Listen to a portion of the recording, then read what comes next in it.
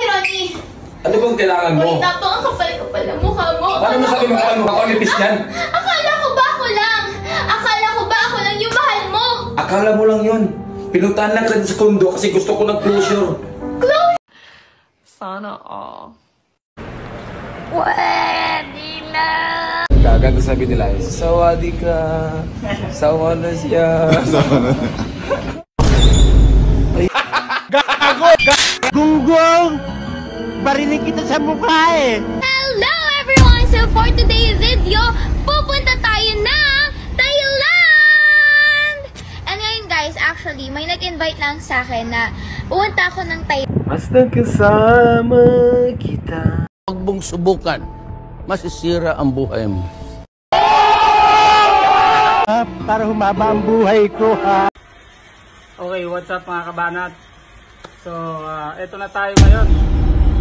Kung napapanood nyo yung vlog ni Boy Tapang at Honey, no? Nasa ano na sila ngayon? Nasa Thailand, no?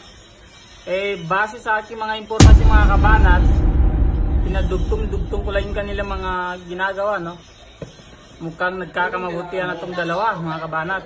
So, Cherry White, paano na ang Cherry White natin ngayon, mga kabanat, no? Nakakalungkot lang isipin na wala na yung love team ng taon, no?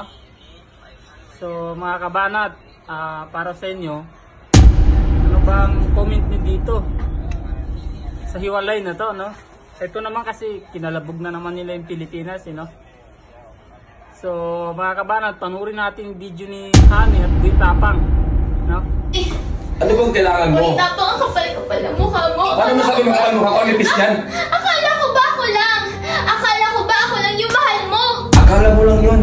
Pinuntahan lang kita sa kondo kasi gusto ko ng closure. Sabi nila, sawadi ka, sawa na siya. Today's video, pupunta tayo ng Thailand! And ngayon guys, actually, may nag-invite lang sa akin na pupunta ako ng... Pwede na! Para humaba ang buhay ko ha! Kasi, una sa lahat, ramdam ko mga kabanat na wala ng love team ng taon. Okay?